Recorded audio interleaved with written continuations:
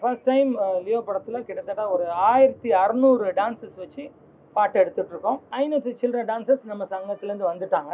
Plus என்னென்னா அதுக்கப்புறம் இங்கே கிளாஸாக போய் நம்ம நிறைய டான்ஸ் கிளாஸ்லாம் இருக்கும். அந்த மாதிரி நான் மெம்பர்ஸ்லாம் வர வச்சு தான் இந்த பாட்டை எடுத்தோம்.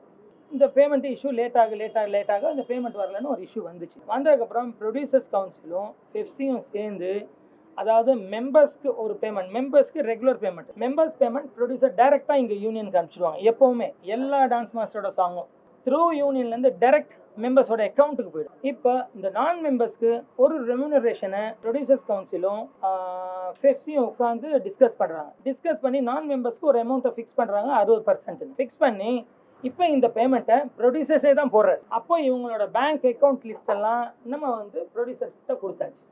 இப்போ ப்ரொடியூசர் ஆஃபீஸ்லேருந்து அவங்களுக்கு டைரெக்டாக அவங்க அக்கௌண்ட்டுக்கு போச்சு. இது நடந்தது. இதுக்கப்புறம் இதில் என்ன தவறுன்றது எனக்கு தெரியல.